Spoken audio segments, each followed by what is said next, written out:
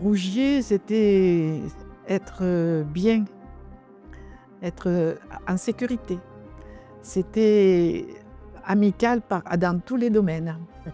Il y avait vraiment beaucoup d'animation, beaucoup de commerce, beaucoup de vie. Les gens venaient de Marseille, ils faisaient la queue pour acheter les andouillettes, la caillette. La terre noire des pois chiches. Les meilleurs pois chiches du monde sont Bien ça. ici. À Rougier. Attention, ah oui, beaucoup de mineurs à Rougier et des viticulteurs aussi. Ah, pour les vendanges, c'était tout à fait autre chose. Là, c'est le village complet qui changeait de physionomie. C'était rural, quoi, je veux dire. Les parcelles, elles étaient pratiquement toutes cultivées. Et ça, on le voit quand on monte à la chapelle à Saint-Jean. Mais c'est pas un village qui s'est métamorphosé. Moi, quand j'arrive à Rougier, je ressens cette âme, cette authenticité que j'ai toujours connue. On a 102 cette année, quand on a, que je suis venue et que maintenant,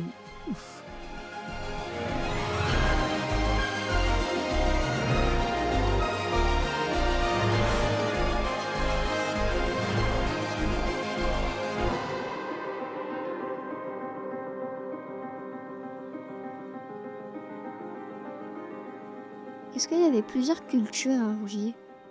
Rougier n'est pas un territoire très riche à cause du manque d'eau. Donc il fallait adapter la culture à la vigne. Là, il y en a depuis longtemps. Il y a des oliviers aussi. Et puis, n'oublions pas les pois chiches. Moi, je me rappelle mes grands-parents, ils avaient leur fruitier pour ramasser les fruits, ils faisaient ils piochaient dans les rangs au milieu des vignes pour planter autre chose. Il y avait des fraisiers, ils plantaient des choses au milieu des vignes, mon grand-père. Hein. On y cultivait la vigne, ça c'est sûr, c'est connu. Un petit peu de blé. C'est-à-dire que du blé, les gens, ils en faisaient pour leurs poules avec de l'orge, un peu, pour nourrir les poules qu'ils avaient, quoi. Tout le monde avait ses lapins, ses poules. Donc on vivait pratiquement... les vieux paysans, on n'achetait rien. Le sel. En période d'été, c'était la récolte des haricots. Donc mon grand-père en faisait des sacs et des sacs. Donc je mangeais des haricots toute la semaine. Un coup chez mes parents, un coup chez mes grands-parents. Les Rougiérois faisaient ce qui s'appelle de la polyculture, c'est-à-dire un petit coin de jardin avec quelques légumes à proximité du coron. C'est ce qu'on appelait les ossées, c'est-à-dire des jardins. Et pratiquement toutes les familles des paysans de Rougier avaient leur lopin de terre et ils cultivaient leurs légumes. Quand l'été, il n'y avait pas assez d'eau, là, c'était un endroit où il y avait un peu d'eau. Et à tour de rôle, ils allaient arroser leur jardin.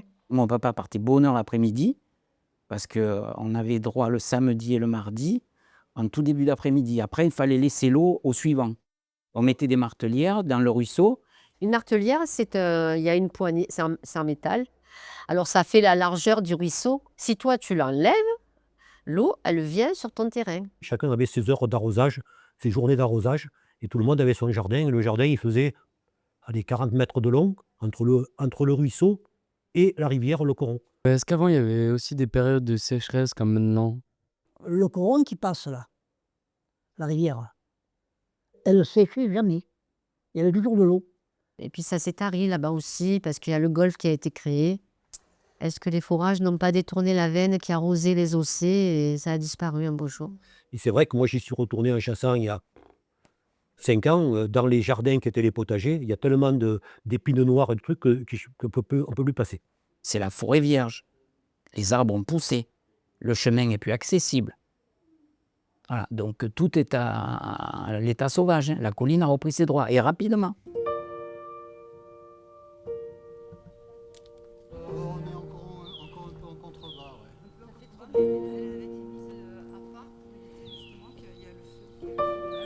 Et là, c'est du miel. Les gens étaient viticulteurs, mineurs. Voilà, c'était les grandes sources de travail, quoi. Parce qu'à l'époque, c'est vrai que la viticulture ne rapportait pas énormément. Les pauvres, ils en vivaient à peine, quoi. Donc mon père est allé travailler dans les mines de bauxite à Mazog. Mon père était mineur.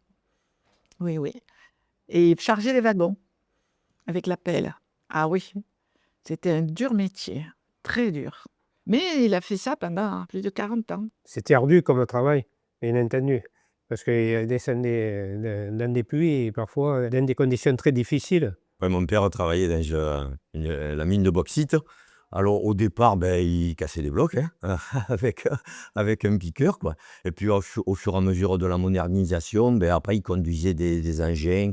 Alors de mémoire, il y en a un qui s'appelait scrapper. Voilà. Et après, il y avait une boulonneuse. Je sais que mon père, il mettait des bâtons de dynamite dedans pour exploser les blocs. Parce qu'une fois que petit à petit qu'ils avançaient, ils mettaient des rails et ils mettaient des wagons qui poussaient eux-mêmes. Il y a des kilomètres et des kilomètres. C'est impressionnant. C'est vraiment beau à voir dedans. C'est magnifique. J'y suis allée une fois, mais j'aimais pas ça. Tout en bas, là, quand il fallait descendre par des... c'était quoi, un genre d'ascenseur, mais bon. Mais j'aimais pas ça, moi. J'aimais pas être enfermée. Et ça m'a refroidi. Je suis plus allée après. Moi, quand mon père partit de nuit, je sais pas pourquoi, hein, c'était, va savoir quand on est gosse, hein, mais c'était là où j'avais le plus de crainte ou qu'ils reviennent pas, ou qu'ils reviennent abîmés, quoi. Voilà. C'est qu'il y en avait des mineurs qui travaillaient à Rougier, qui travaillaient à la mine. Je me rappelle, ils venaient le camion, la camionnette les chercher. Le matin, mon père ouvrait le bar vers 5 heures. Ils prenaient le car devant la fontaine, ils allaient à la mine de Majog et ils rentraient le soir. Ils emportaient la gamelle. Voilà, c'était des petits trucs en fer. Et ma maman lui mettait à manger pour la journée. Ils revenaient rouges, ils étaient obligés de se laver en arrivant. Ah oui, on peut dire vraiment des gueules rouges, parce que je peux vous dire que quand ma mère lavait le linge, l'eau qui sortait de là, c'était vraiment très, très rouge, quoi. Quand mon grand-père a été maire, il avait prévu des douches municipales afin que les mineurs, lorsqu'ils revenaient, parce qu'ils avaient donc la couleur du bauxite sur eux et tout, puissent prendre leur douche, vous voyez. Ma grand-mère faisait le balayage des classes et le mercredi et le samedi, il y avait les douches. Il y avait les mineurs de Mazog qui venaient et après, c'était tout marron. Et après, ma grand-mère nettoyait tout. Hein. Après, c'était beau les douches. Ma grand-mère, il fallait qu'elle lave les murs.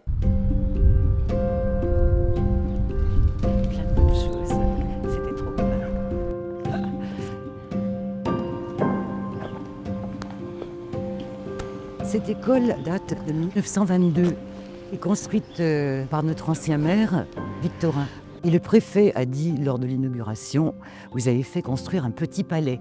Parce qu'à l'époque, il y avait le chauffage central, du carrelage, il y avait une belle baie vitrée, des grandes fenêtres, ce qui n'existait pas à l'époque. Donc pour les gens, c'était quand même assez formidable. En tant qu'enfant, c'était bien, c'était super. Tous les gens, je dirais, de ma génération sont passés à l'école primaire de Rougier, quoi, voilà. C'était plutôt mélangé, mais il n'y avait pas beaucoup d'élèves. On partageait les bancs de l'école, alors il n'y avait que 2 classes.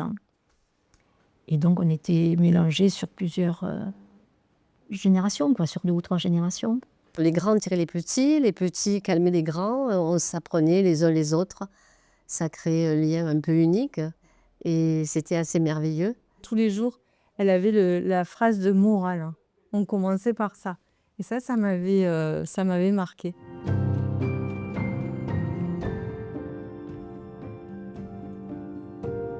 Et par rapport à l'école, c'était quoi votre meilleur souvenir à Rougier? Alors moi, ce que j'aimais beaucoup, c'était plutôt les jours de rentrée, contrairement à vous. On revient dans l'école, mais on n'a plus les mêmes élèves. Hein. Surtout quand j'avais la grande section, que vous partiez à l'école élémentaire, là, je ne vous voyais plus, quoi. Hein. Donc c'était plutôt triste pour moi, les derniers jours de classe, même s'il y avait souvent la fête. J'ai passé de très très bonnes années ici. 27 ans quand même, c'est beaucoup.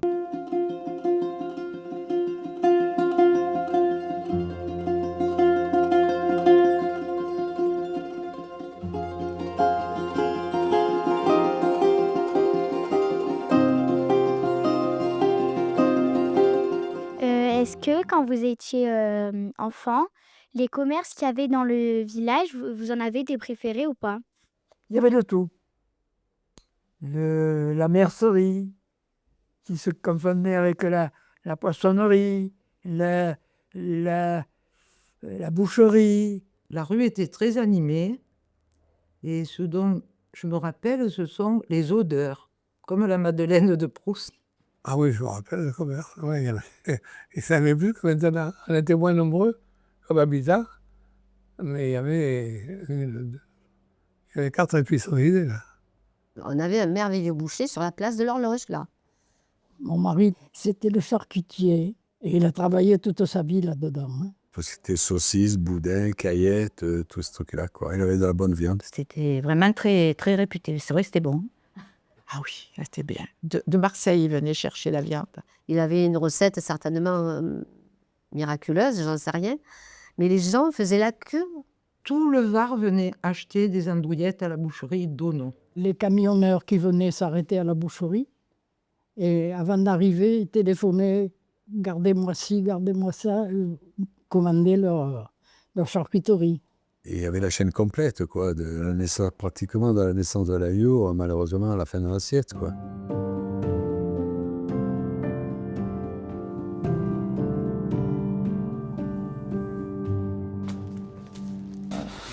Voilà, alors là, c'est le clou, c'est le bar du XXe siècle, et qui est aussi un des premiers commerces de la place de l'Horloge.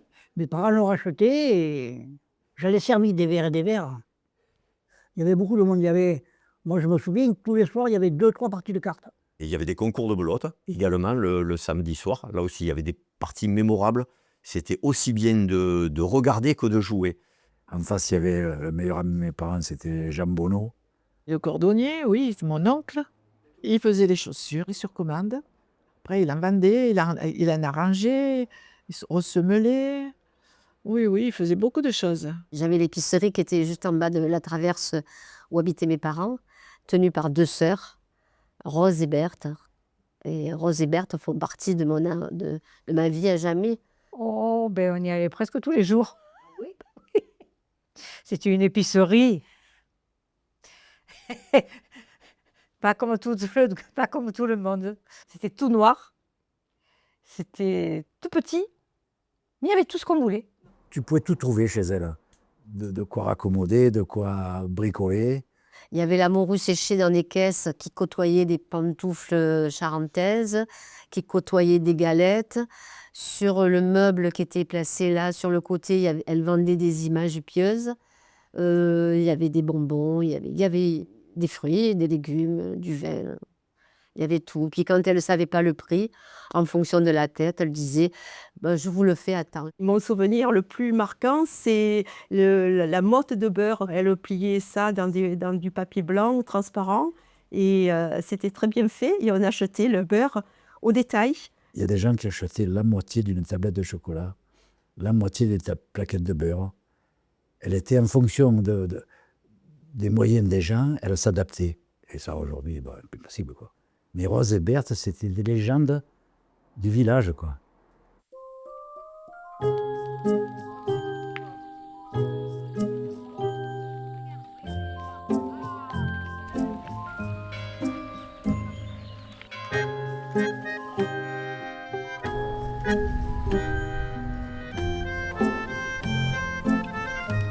À Rougier, il y avait le cercle des Rouges et le cercle des Blancs. Le cercle de la Jeune France qui était le cercle des Rouges et le cercle Saint-Roch qui était le cercle des Blancs. Alors les Rouges, c'était les petits propriétaires ou les ouvriers.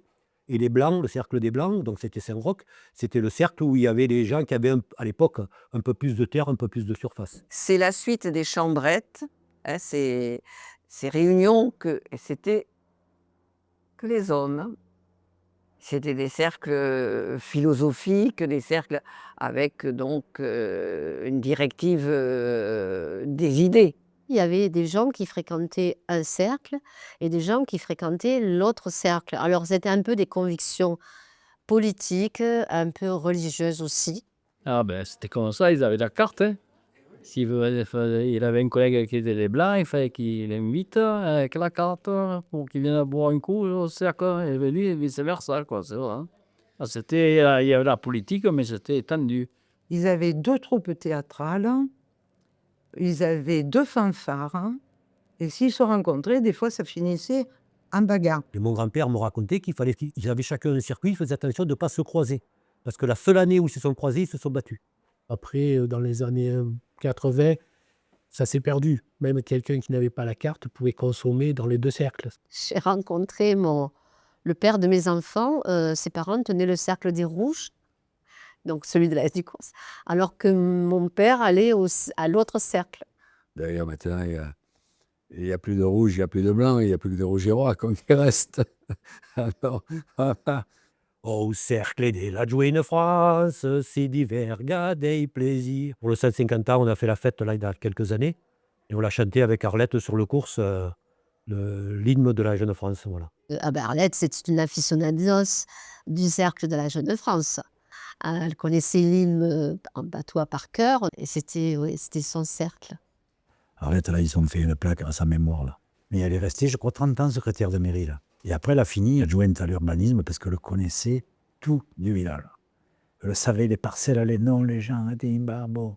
Mais c'était un état d'esprit. Ma mère ici, elle connaissait tout le monde. Elle faisait partie des anciens. Elle connaissait toute l'histoire du village, puisqu'elle a quand même vécu toujours ici, donc 80 ans. Donc elle connaissait, donc elle était vachement écoutée, oui. Et puis bon, elle avait aussi les données de mon grand-père, on va dire, donc il y avait plus que 80 ans, il y avait 150 ans peut-être de connaissance de Rougier, d'histoire. Toujours rayonnante, joyeuse et disponible pour toute aide et même pour passer des soirées ensemble, à rire. Enfin voilà, c'était une personne très, très, très importante pour beaucoup de gens dans le village. Et moi, j'étais un nouveau rougeois, elle n'était plus à la mairie, mais elle m'a accueilli divinement bien, avec le cœur et avec les bras bien ouverts. Et c'était une des premières personnes que j'ai rencontrées et avec qui le feeling a très bien passé. Et j'ai dit, voilà, je vais être bien dans ce village. Et il y a une grande forme de bienveillance avec Arlette de Roussy et qui vous donnait totalement le sentiment de faire partie, d'être partie prenante dans ce village, même si vous y étiez pas né. Et ça, c'est quelque chose de très rare et c'est quelque chose qu'on trouve à Rougier. Mais quand elle a disparu, elle n'a pas totalement disparu, elle est encore un peu là. Tout le monde a dit mais Arlette, quoi. Arlette, c'était la personnalité, je dirais, numéro 1 du village, quoi. Je crois qu'elle fait l'unanimité.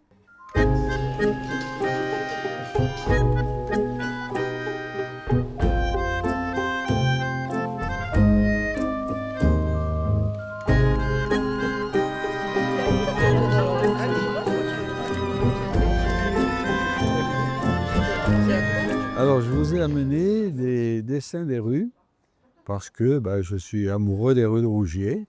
Alors voilà ce que ça peut donner sur le cours, plus précis possible, mais c'est la réalité. Et on retrouve toujours un peu le même style de maison qui est la maison rurale, je dirais paysanne, avec la porte de remise et la porte d'entrée à rez-de-chaussée, le logement du propriétaire au-dessus. Et au dernier étage, le grenier, la fenière, comme on disait.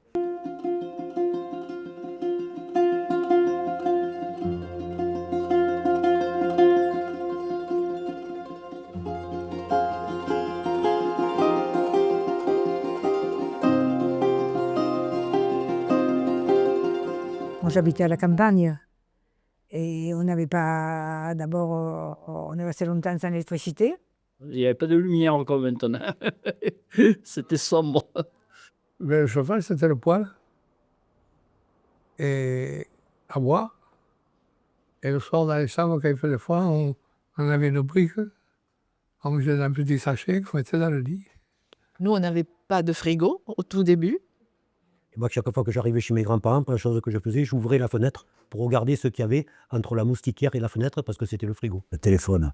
On a téléphoné à la boulangère. Quand j'avais 10-15 ans, il n'y avait pas beaucoup de gens qui avaient le téléphone dans le village. Par les bars, peut-être, qui avaient, et les taxis, ceux-là, la poste, le boucher avait le téléphone. Ah de télévision, il n'y en avait pas. Mon grand-père Giraud, la seule truc qu'ils avaient, c'était le vélo et le poste de radio. Et la grosse animation, c'était d'écouter à midi le jeu des 1000 francs. On n'avait pas la télévision, bien sûr, et le soir, on mangeait vite et puis on jouait aux cartes. Je me souviens que la première télé, elle était grosse, très très grosse. Elle avait qu'une chaîne, on est pareil. Je crois qu'il n'y avait que la E. Et le dimanche, on était tous dans l'arrière-boutique, là. C'était tout petit, mais on s'entassait. Et moi, j'avais vu mon premier film en couleur chez la boulangère. Et toutes les mamies voisines qui n'avaient pas de télé venaient regarder la télé chez nous. Alors il fallait qu'on se dépêche de prendre notre repas du soir pour pouvoir regarder Belphégor, Les Incorruptibles. Et maintenant, la télévision, elle a tué tout le monde. Tout le monde regarde chez soi tout seul, regarder la télévision, et on n'est plus chez les uns, chez les autres. On ne se voit plus.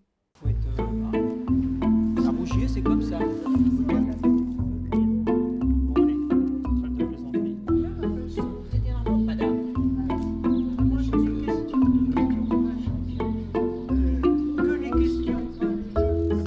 L'été, moi, je me souviens dans toutes les rues.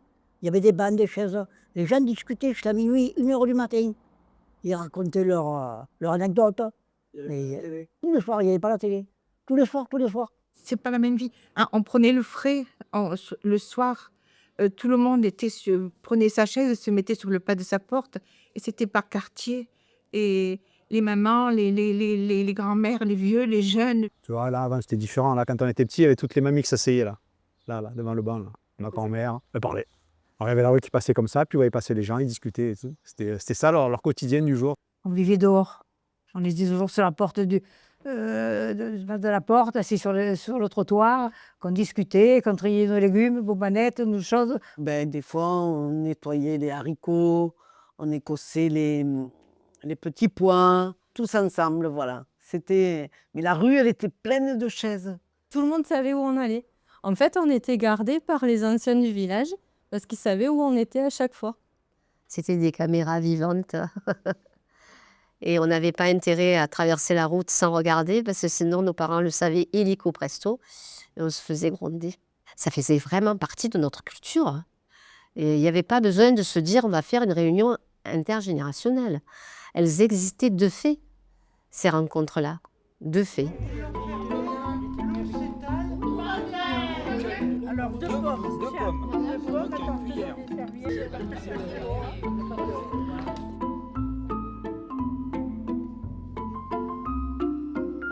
Il y a 60 ans en arrière ou 50 ans, les moyens d'information que vous avez maintenant, le garde champêtre se substituait aux moyens de communication. Donc le garde champêtre passait de partout pour informer les habitants des quartiers. C'était très convivial. Donc Claude Guis, dont je me souviens, c'est qu'il avait un haut-parleur, là, une espèce de... Et il passait dans les rues avec son tambour et c'était avis à la population et il nous disait tout ce qui allait se passer. Il était de partout, il connaissait tout, il gueulait avec son truc là. On ouvrait les fenêtres et on entendait « Ah, chut, il ne fallait pas parler là !» pour entendre ce qu'il disait. Par exemple, le dimanche, le garde champêtre passait sur le coup des midis. Cet après-midi, sur le course, grand concours de boules à 15h à la mêlée. Après le mercredi, avec une corde, tout, les bouches. À 8h du matin, il arrive le poissonnier. Le poissonnier est à Rougier. J'ai connu le ramassage avec l'âne. Le monsieur qui avait un âne avec une charrette et on mettait les ordures dans la charrette. Avec juste une charrette et son âne, Ninette. Avant, on passait juste avec la petite chose. Maintenant, il faut camion. Et là, il passait dans tout le village et ramassait les poubelles. Les poubelles et les pots de chambre. Alors à l'époque, il n'y avait pas de sac poubelle. Hein. Nous, c'était des bassines ou des cornues et les gens mettaient leurs poubelles là-dedans.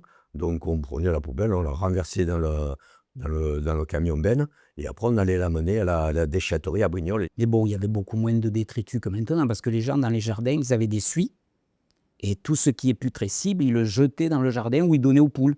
Et puis on consommait beaucoup moins que maintenant. Mais ils faisaient tout, ils ramassaient les poubelles, ils enterraient les morts, ils faisaient tout. C'est dingue ça. Hein, et bon à tout faire, il fallait aller annoncer un décès, il partait avec le maire, il fallait trompeter dans le village les animations, boum. Il fallait sortir le corbillard, il faisait le trou au cimetière devant le caveau, il faisait tout. Hein, oh.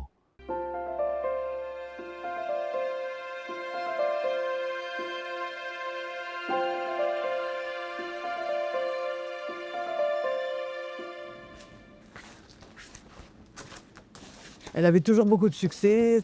On posait là, regardez, pour la photo, on posait autour de la fontaine, on parlait autour de la fontaine. Moi, je me rappelle, on se mettait les chaises à la fontaine, autour de la fontaine, et on tricotait, on parlait, on tricotait. Il y avait un banquet là, autour du platane, qui a toujours eu beaucoup de succès pour les agriculteurs à la retraite. Ils venaient le parler et puis essayer de refaire le monde. Alors c'était avant midi. Ceux qui rentraient de la campagne, qui venaient déjeuner à la maison, ils se retrouvaient autour du platane, là, devant la fontaine. Et là aussi, les costumes, ça y allait. L'eau venait de la fontaine, elle passait dans la route, elle ressortait là-bas au lavoir. Au barquio, comme on dit en patois.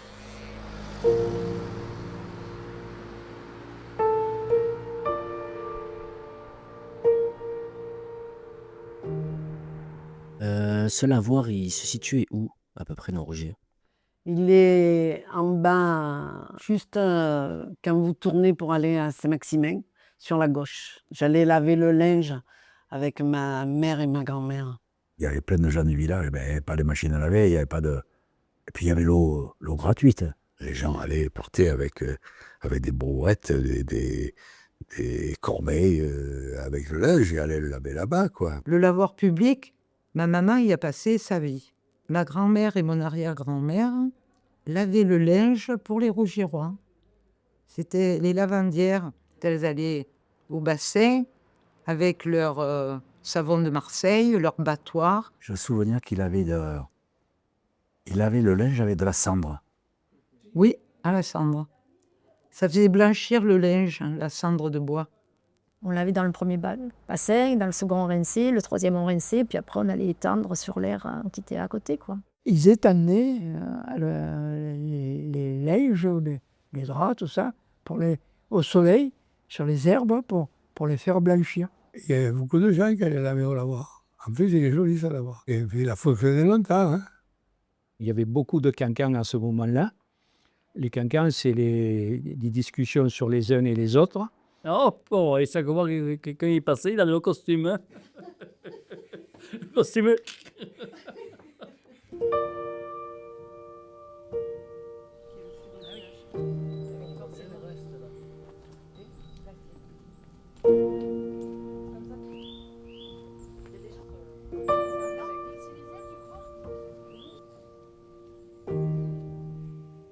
Et c'était un village agricole, ça c'est sûr.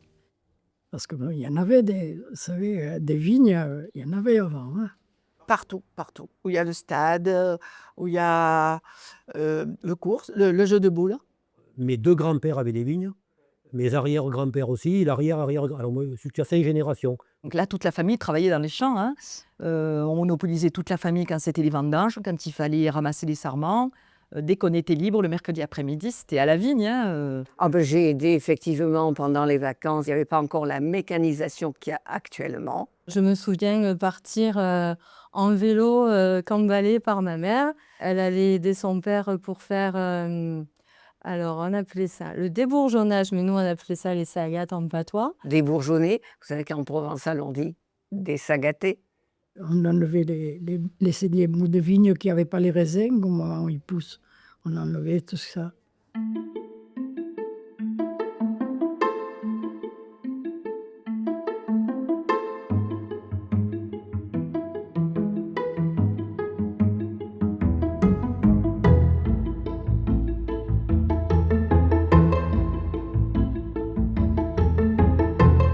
La Fraternelle, c'est une coopérative viticole qui a été créée par des volontaires agriculteurs de Rougier.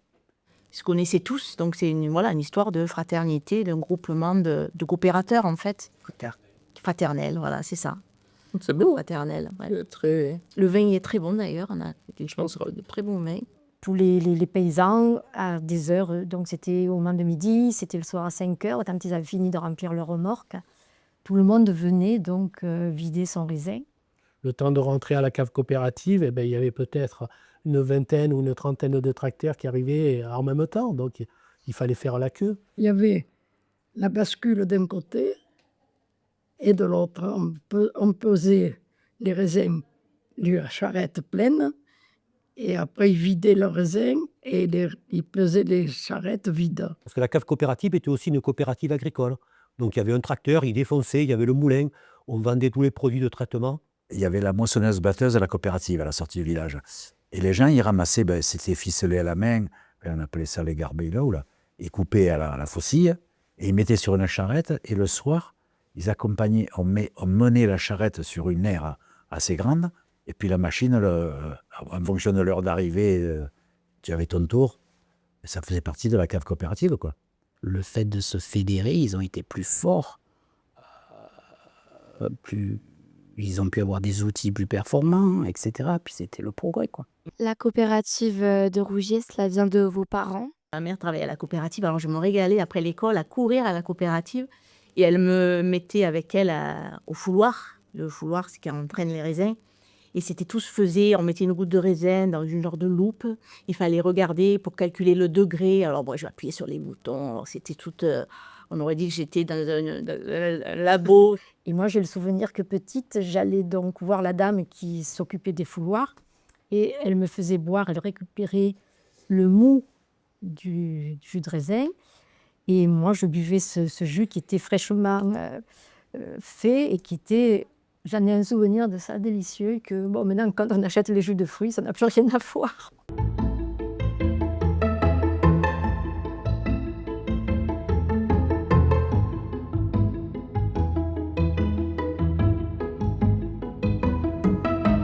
Donc on faisait les vendanges, c'était vraiment l'attraction du mois de septembre. Hein. Souvent quand j'étais petit, tous les vendangeurs, ils attendaient devant le café du XXe siècle et ils passaient les gens avec les tracteurs. Il y avait beaucoup d'Espagnols qui venaient vendanger à cette heure-là. Et ils montaient dans les bennes et on partait vendanger. C'était un moment extraordinaire, il y avait une ambiance, une grosse animation dans le village, l'odeur des camions qui passaient, il y avait les vendangeurs, les Espagnols, il y avait une grosse activité. Les tracteurs de partout, ça sentait le raisin, le marc. Est-ce que vous aussi, vous avez fait les vendanges? Là, tout le monde participait, hein, c'est-à-dire femmes, enfants, voilà, hein, qui cueillaient, qui portaient. Ah ben nous, 3 semaines, hein. À la main, c'était pas facile. Hein. On commençait début octobre, on finissait fin octobre. Des fois, il y avait la gelée blanche. C'est vrai que quand il fallait vendanger, que les vignes, qu'il avait plu la veille, la vendange manuelle était vraiment pénible pour le dos parce qu'il fallait transporter son seau d'une vigne à l'autre. Des fois, j'allais pour voir le raisin. Quand il le versait, ça faisait beau, c'était comme une bouillie. C'était beau. On avait une famille de vendangeurs, la même famille attitrée qui venait tous les ans et qu'on logeait d'ailleurs parce qu'on avait dans la maison de ma grand-mère, il y avait un logement qui était destiné aux vendangeurs. On appelait ça le logement des vendangeurs. Je crois que ça existait à peu près dans toutes les familles. Je me souviens, mon grand-père, en bas de sa maison, dans la grande rue, il avait une petite pièce et c'était la chambre des Espagnols. C'était les Espagnols qui venaient faire les vendanges parce qu'ils avaient besoin de travailler et de choses. Et on attendait les Espagnols. Ça faisait du mouvement dans Rougier parce qu'il y avait de la jeunesse. C'était la meilleure main d'œuvre. Réellement, dans le village, c'était mouvementé. Les boulangers étaient contents parce qu'ils achetaient du pain, les Espagnols. Et on mangeait tous ensemble. Alors tout le monde se faisait passer d'un plat à l'autre. C'était sympathique, quoi. Ils venaient souvent de Valencia, tout ça. Alors ils venaient à la maison. On faisait des repas, tout ça. C'était super, je me rappelle. Et les Espagnols, le soir, comme ce sont des bons vivants, qu'ils adorent faire la fête, se réunissaient et c'était vraiment toute une époque avec plein de souvenirs. Et ça sentait, mais la friture. C'était incroyable. Et puis ça parlait espagnol. Moi, j'adorais ça, quoi. C'était sympa. Au moment des vendanges, c'était l'euphorie parce qu'il y avait du monde de partout dans la rue. C'était la fête, quoi, la fête des vendanges.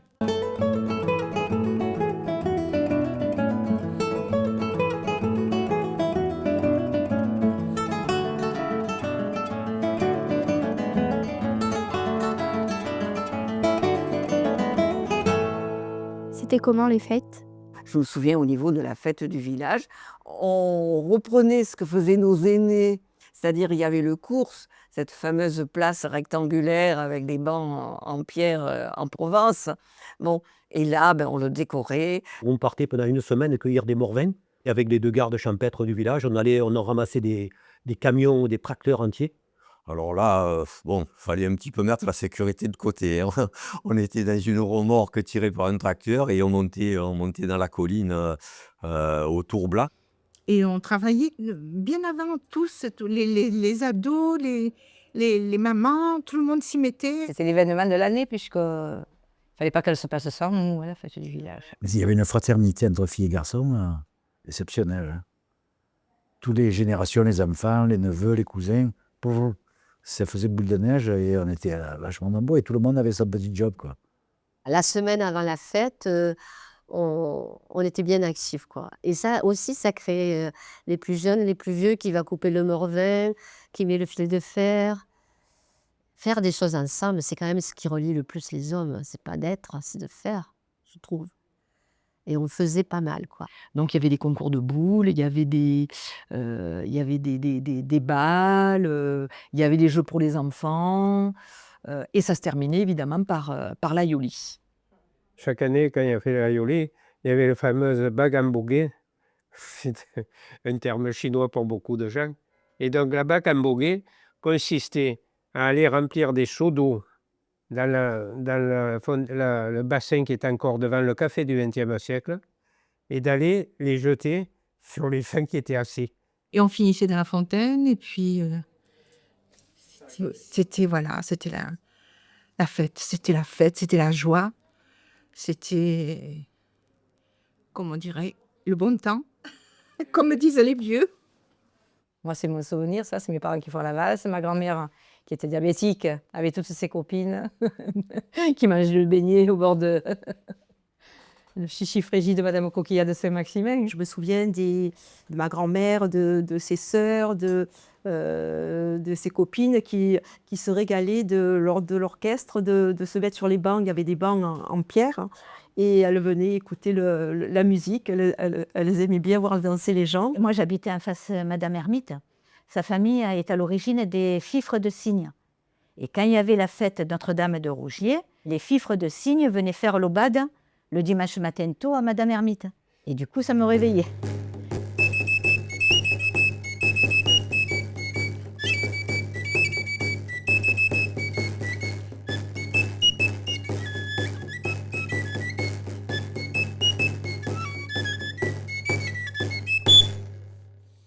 Et les traditions de Rougier, c'était quoi? Les traditions de Rougier, c'était, à l'époque, il y a longtemps, beaucoup de processions. On sortait le saint, on le portait sur une espèce de brancard et on traversait le village d'une église à l'autre ou d'une chapelle à l'autre. Ça a joué un très grand rôle. On s'habillait en provençal et on faisait une procession qui allait jusqu'à la chapelle de Saint-Jean et qui après on redescendait sur Rougier, on faisait un parcours dans le village et on portait le saint, Saint Jean-Baptiste. Et tous les enfants et les parents étaient habillés en provençal. Mais ça, c'était beau, la Saint-Jean, on avait les arches, là, on se tenait comme ça. Ça, c'était un grand moment, c'est vrai, ouais. On avait des chevaux.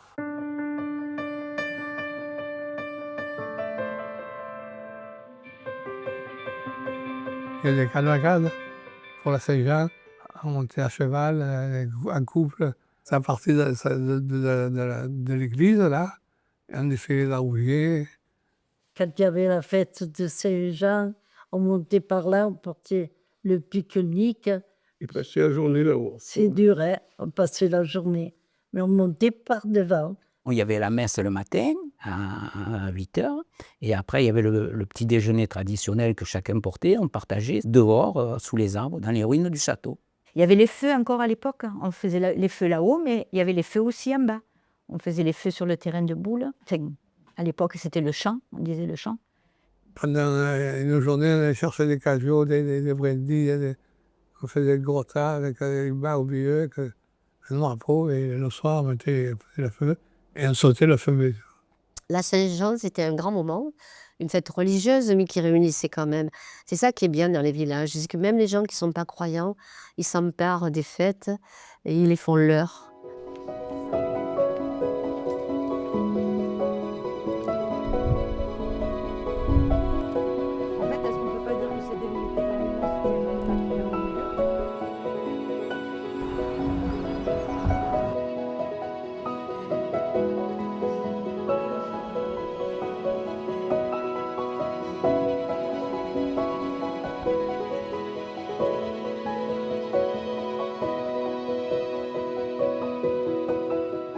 y a maintenant la fête des pois chiches, qui n'existait pas à l'époque, même si les Rougiérois mangeaient pas mal de pois chiches, parce que la culture était bien développée. Et bien maintenant, on fait une fête des pois chiches qui a du succès dans tout le Var. Ça aussi, ça a été un événement assez formidable et qui a été très fédérateur aussi au sein du village. On ne savait pas trop comment s'habiller à bon marché. Donc, on avait acheté un tissu de ce bleu. Puis, il nous fallait un chapeau. Alors, on avait fait comme un chapeau de schtroumpf. Quand on avait défilé dans le village, on avait été vraiment très ridicule. Mais ça n'empêche que ça avait fait le buzz. Étant couturière, j'ai fait une grande partie des capes. Alors, ce sont des capes jaune soleil et on a un petit chapeau rigolo, avec un petit brin de pois chiche sur le chapeau. C'est assez sobre, mais c'est très joli. On est le rayon de soleil quand on défile.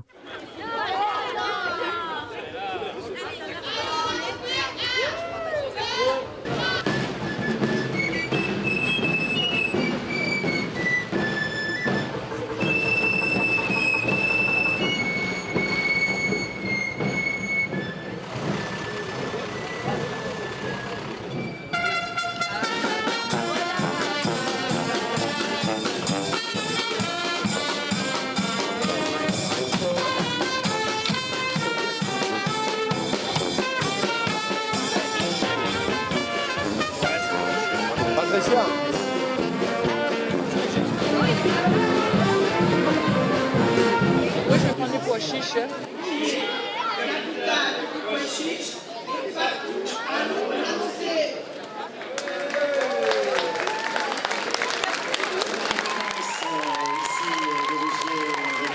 Il s'est passé une chose importante aujourd'hui.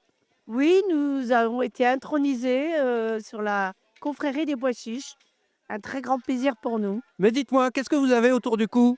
Une belle médaille en chocolat. Non, allez, franchement, c'est la fierté d'appartenir aux pois chiches.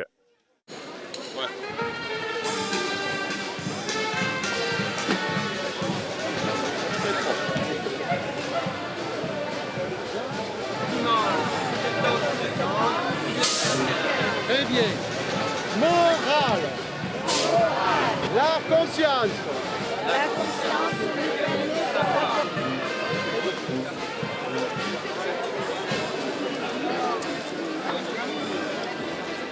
Le pois chiche de Rougy, il est vraiment meilleur. Il n'y a pas photo. Il n'y a pas photo. J'attends le jour de la fête pour le prendre.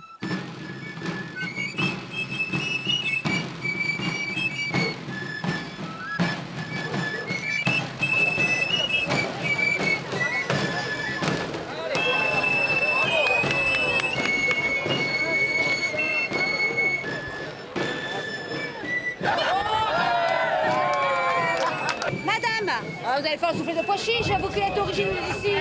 Oh, ma foi! Alors qu'est-ce qui se passe là? Vous êtes en train d'assister au fameux soufflet de pois chiche, célèbre dans tout Rougier et dans tout le Var.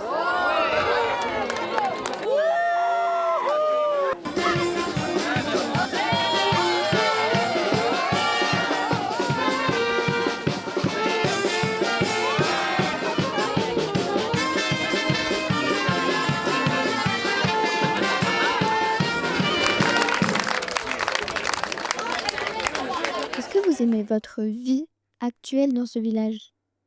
Moi, j'ai le sentiment qu'on a une identité particulière. Voilà, entre Rougiérois, voilà, on est Rougiérois et il y a une certaine fierté. J'en suis très fier puisque j'y suis encore. Mais c'est pas une fierté, c'est un amour du village.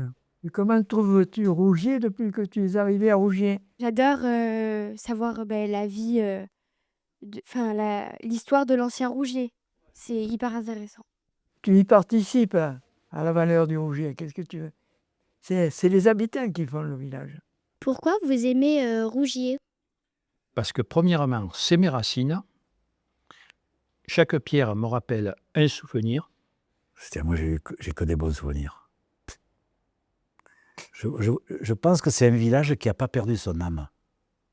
C'est mon pays. Donc, moi, il y a 77 ans que je suis à Rougier. 77 ans. Hein. C'est toute une vie pour les étirer. Bon, mon vrai pays, c'est l'Espagne où je suis née, que j'adore. Hein. Mais ici, c'est C'est toute ma vie. Qu'est-ce qui vous fait aimer ce village?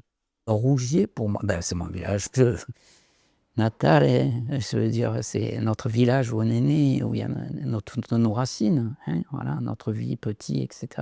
Tous les anciens avec qui je dansais, je jouais aux boules avec eux quand j'étais petite. C'est mon pays, c'est... Et puis bon, après, partir, je pars souvent.